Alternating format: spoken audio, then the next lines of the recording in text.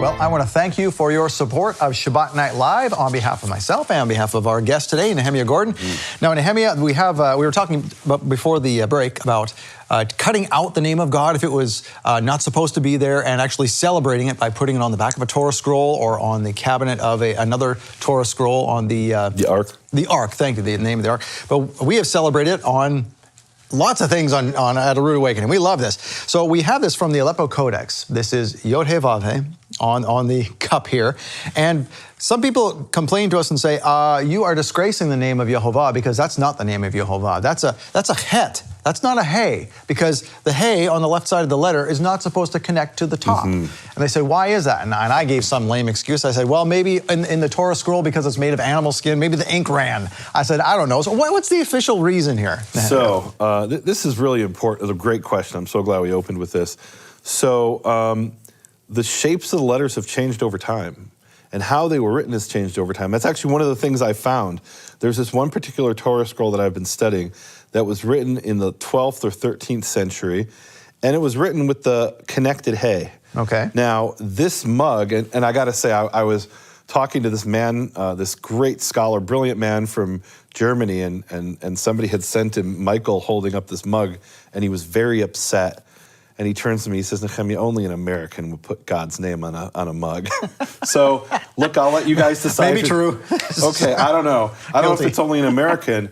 I think look, this is an old issue that's gone on. There's this document that a scholar from Italy was telling me about, where the Jews of Rome wrote to the Pope, and they said, you guys are disgracing God's name by speaking it. Because from the rabbinical perspective, it's a disgrace to God's name to speak it. I know that Michael put it on this mug to honor the name, right? Instead of picking up the mug and saying, the Chicago Bears. I get to think about that while I drink my coffee. You think about the beautiful, glorious name of Yehováh. So if you don't feel that that's honoring, don't buy the mug. Don't get a mug. I mean, it's as simple as that. So what Michael did was kind of beautiful. He took the Aleppo Codex, and I assume somebody did an outline of it, right? Because it's not we black. Literally scanned it. Yep. Yeah, okay, you scanned it. All right. So they took the Aleppo Codex, and you took Yud-Heh-Vav-Heh from the book of Ezekiel in the Aleppo Codex, the name Yehováh, as it appears there. So this is how the scribe of the Aleppo Codex wrote the letter Hey in the 10th century. So this Torah scroll I've been studying, it was written in the 12th or 13th century, and he wrote the Hey the same way as the guy of the Aleppo Codex. But it's a Torah scroll that wasn't taken like we looked at another one where there was a massacre of the Jews, and in 1349 it goes into Christian hands and is preserved in a monastery. This other one was used by Jews throughout the century. And some Jew came along and asked the same question as the people who asked you about this Hey. They said, why is this Hey connected? And this was every Hey in the Torah scroll. So they hired a scribe whose job it was to go through the Torah scroll with a razor, with a sharp knife, and scratch off the connection of the Hey to the roof. Now, let's back up. The shapes of letters change over time. So when the scribe of the Aleppo Codex around the year 925 wrote these Heys in the Aleppo Codex, almost every Hey in the Aleppo Codex looked like that. It was connected to the roof. Occasionally it's not connected because he's in a hurry, but it was meant to be connected to the roof. The Chet looks completely different in the Aleppo Codex. I shouldn't say you can't confuse them, because you can always confuse things, right? But it's not easy to confuse a Hey and a Chet in the Aleppo Codex. The Chet, which is a letter that and look, I had a modern Israeli say to me, why does it say Yud Chet Vav Chet instead of Yud Hey Vav Hey? This is how it was written in the Aleppo Codex, right? It's considered the most accurate, precise Bible in the world. 1,000 years ago, Maimonides tells us Jews used to come from all over the world. And he says used to. It's something that in his time even, it is something they had done 100 or 200 years before. He said Jews used to come from all over the world to check their Bibles against the Aleppo Codex. Oh, wow. Yeah, and we have Bibles that are written and it says checked against the Aleppo Codex. It didn't call it the Aleppo Codex, it called it the crown. It was known back then as, in the Arabic name, they used El-Taj, in Hebrew Haketer, the crown. Right? It was the quintessential, the most accurate Bible that they had, and that now we looked at examples where Torah scrolls were corrected according to a different version, right? So we have what's called the Tiberian version, which is the Aleppo Codex. There was another version in Europe. Jews had a version of the Bible that was slightly different. There was different wording with different letters in some places. It wasn't major differences. Didn't change the fundamentals, which is that, Shema Yisrael, Yehováh Eloheinu, Yehováh Echad. Hear, O Israel, Yehováh is our God, Yehováh is one, right? That didn't change. It didn't say, thou shalt commit adultery. It still said, thou shalt not commit adultery, but maybe the word adultery might have been spelled well, there it wouldn't have made a difference, but certain words might have been spelled slightly differently. So this is what the hey looked like, right? Now, you could say, oh, write it in modern Hebrew font. Okay, go ahead and write it in modern Hebrew font, right? It's a font that, we have fonts that were created in the 20th century. They're very beautiful. This is what the font looked like. I use the word font, right? But it was handwriting. This is what the handwriting of the Aleppo Codex looks like. And it was very common to, that the hey and chet were easily distinguished. There was no problem. Anybody who studies medieval Hebrew codexes, and particularly the Aleppo Codex in that period, and if you wrote this as a normal hey, they'd say, well, you got the period wrong, right? You're projecting back into time something that didn't exist back then, or it's just different. It's really interesting. Somebody sent me a video about, they did these sound graphs, and I don't know a lot about this, but I'm just saying that this 30-second video somebody sent me, that when somebody would speak the letters aleph, bet, that the sound graph looked like an aleph, and the sound graph looked like a tet, for example, the ninth letter of the alphabet. And having studied all these manuscripts, I asked what to me was a kind of an obvious question. Why does it look like a 21st century tet? Shouldn't it look like a tet? That, in other words, they were saying when you say A, B, C, D, and the sound graph looks nothing like an A, nothing like a B, but when you say the Hebrew alphabet, it looks like the letters of the Hebrew alphabet. But it looks like a modern Hebrew aleph and a modern Hebrew bet, not the Paleo Hebrew. So, originally the Torah was obviously written in Paleo Hebrew. I'm dealing with, in these manuscripts I'm showing you, as it was preserved throughout the ages, right? And what Bible do we have today, right? Where do we get our Hebrew Bible today, right? It's preserved in manuscripts. Well, those manuscripts, if they don't agree, I want to know what those disagreements are, just like I do with the Greek New Testament. Right, yeah. And if I'm studying any document. So anyway, interesting. You showed me a modern tet, that when somebody speaks the word tet, it looks like a modern tet. All right, well. So just real quick, is the modern chet very thicker on the left-hand side? Is that how we distinguish? So let's start with the chet of the Aleppo Codex, right? Didn't have this little extra piece here. We call this in Hebrew a chupchik. It didn't have a chupchik. A chupchik is anything sticking out. Actually, chupchik is literally the spout of a tea kettle. Okay. Right? So it's got a little chupchik, right? This little extra piece distinguishes a hey from a chet. So it's cut off at the modern chet, it depends on the font, right? You have fonts that look, and I've had people say this to me, Nehemiah, you put something on your website in Hebrew and I can't read it. And I'm like, why can't you read it? They're like, well, I learned to read from this particular Bible, and that's the shapes of the letters are different. So, okay, they're different in your eyes, and they are different, right? Like we have serifs and sans serifs, right? So if you have a chet that has serifs, which are these little kind of doohickeys, I call them doohickeys, they're little decorations, little flourishes on the letters, then the chet might have some flourish. There's all kinds of different chets that look different throughout the period. Not unlike a modern person who speaks English trying to read a Bible from the 17th century. Even think about this. Think about the letter G, the lowercase g. There's how we are taught to write it by hand. And then there's that thing where it's almost like a pair of glasses on their side, right? Which is the lowercase g in print. Well, why is that? Where'd they get that from? Well, there's different ways of writing the letter, and one is preserved in print, and one's preserved in handwriting. Well, when we're dealing with manuscripts, everything is handwriting. Right? You have different handwritings in a period, and then over time, the handwriting changes. So you had a period where the chet was connected. In the Dead Sea Scrolls, the leg of the chet, the hay, the left leg of the hay, we call it the left leg, is connected. And then at some time in the 11th or 12th, 13th century, it becomes disconnected. And for a time, people still connect it, right? And then sometimes they do, sometimes they don't, right? You have a transition period. And then you get to the period where we never correct it. And they take out the Torah scroll in the synagogue, and they're like, wait a minute, we never noticed this. We were told by the rabbi who visited last week that the left leg of the hay is not supposed to be connected. In our Torah scroll, it looks like what we think is a chet. Let's hire a scribe to sit there and scratch out. Imagine the work involved in scratching off every single instance, which incidentally is a violation of rabbinical law for a different reason. I won't go into it. But there's actually rabbinical scribal law. You can't form a letter by changing the shape of what's another coherent letter, but it doesn't matter. Not to mention, you'd have to touch every instance of Yehováh.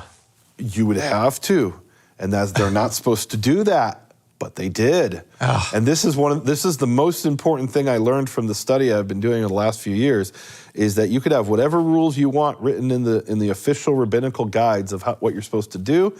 The scribe who's in a village somewhere, living on the edge of poverty, and he just spent a week writing an entire sheet, takes about a week to write a sheet, and he makes a mistake, maybe he's supposed to remove that whole sheet, but push comes to shove, he's got to feed his family, and if that means it's not so aesthetic, it might be kind of weird looking, he'll still do it. Let's look at what we looked at in the previous segment here. I showed you here how the scribe made a mistake. He accidentally wrote Yehováh on the wrong line. And that happened 22 times in this scroll. There are 22 places where they cut out Yehováh or another divine title like Elohim. Let's zoom in on it. You can see originally the scribe put a ink rectangle around the name Yehováh, and then at a certain point he came later and said, well, that's confusing, right? The ink rectangle means don't read this word. But let's make it prettier, so they cut out all the instances of Yehováh that were written there by mistake, not to desecrate it, on the contrary, to honor it. Here's another example where they cut it out. This happened 22 times in this scroll alone. Here's a different scroll, and this is a beautiful example. We can get into the mind of the scribe who made the mistake. We have a very unusual phrase. There's a common phrase, and Yehováh spoke to Moses. And here it's supposed to say, and Moses spoke to Yehováh.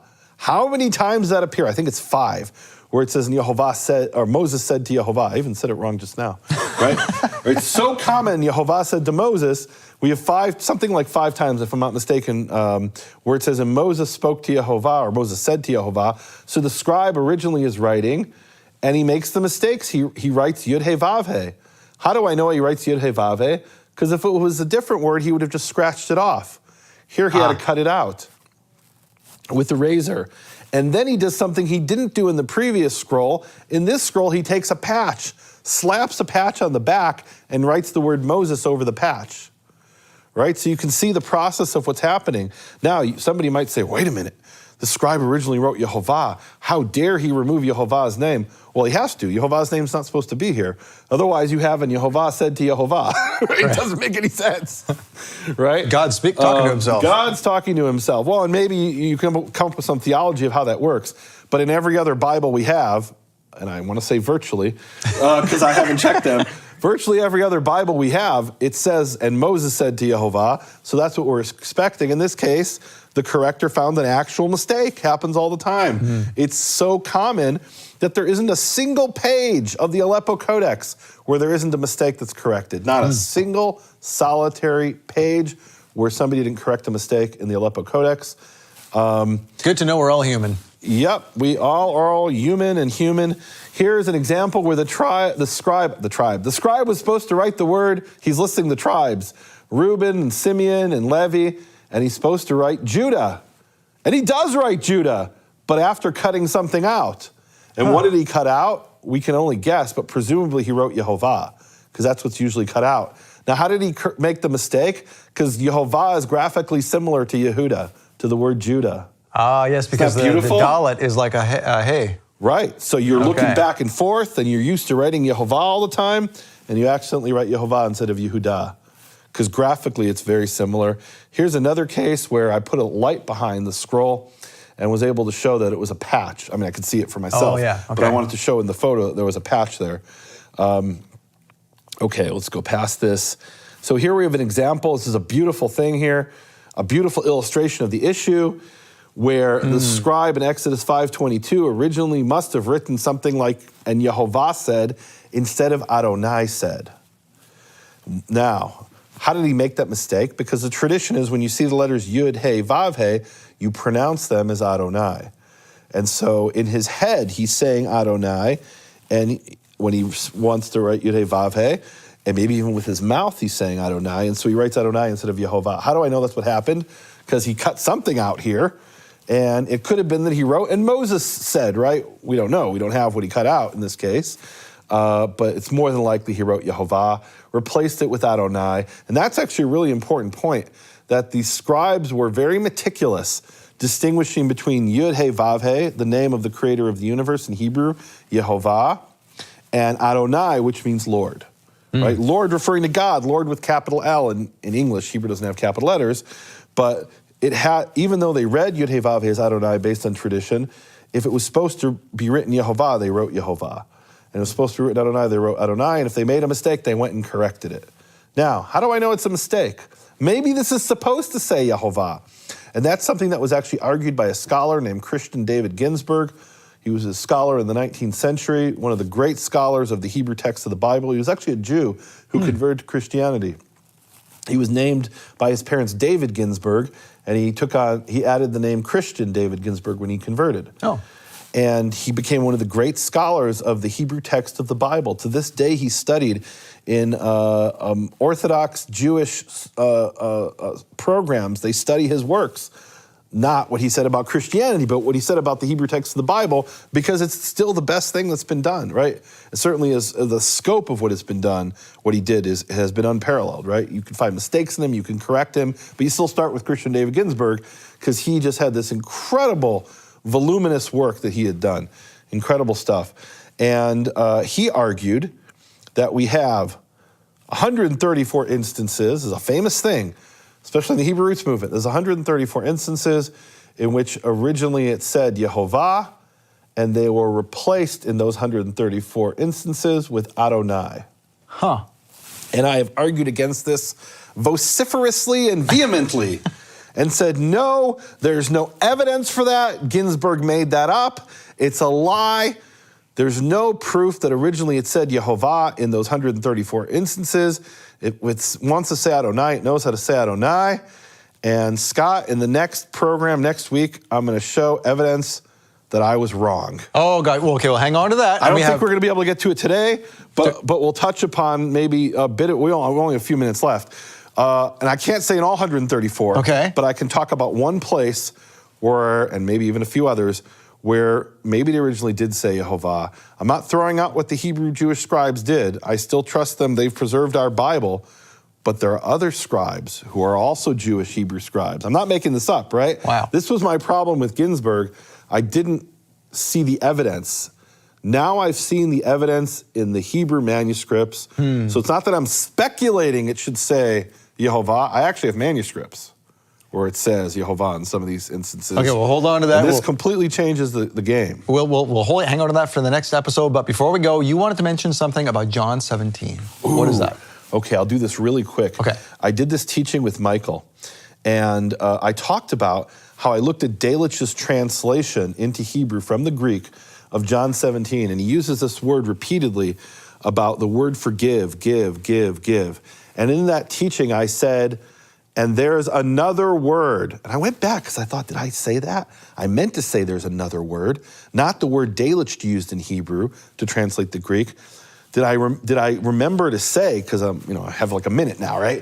Did I say another word? And I actually had an independent person go and watch the video, and he found me the time code where Nehemiah, you did say the words Delitzsch, you talked about Delitzsch, and I said, and there's another word in Hebrew, right? So Delitzsch used the word for give throughout John 17. The word he used is natan, which is natati, I gave, natata, you gave. But there's another word that could be used in Hebrew, a word that's common in Aramaic, rare in Hebrew, but it appears in Hebrew. It's the word we have in Hava Nagila, which means literally give song, or give, let us sing, right? Hava Nagila, Hava. Yeah. So lehav, yud he vav, Yehovah means to give. That's written with a bet, not with a vav like God's name. But what I argued is there's a play on words in John 17, perhaps in the original that Yeshua spoke, not in Delitzsch's version, because Delitzsch's version uses Natan, but as I said, there's another word in John 17, there's another word that could have been used in John 17 in the original that Yeshua spoke, that I don't have that version, but it's possible that these 17 times he talks about give, give, give, give, give, 17 times. He's using the word Yahav as a play on words with Yehovah. And then in John 17, 6, 11, and 12, and 26, go look at those verses. He has this idea of manifesting the name of the Father, and that might be tied into this other word for give that he may have used, which is the word Yahav, related to Yehovah in sound, not in grammar. Wow. I wish I had more time to talk about. Go study it for yourself. Yes, we'll have to replay this and go study it for yourself. If you want more of Nehemiah, you got it. You want to come back next week? Absolutely, let's do it. All right, until then, Shavua Tov. We'll see you next week on Shabbat Night Live.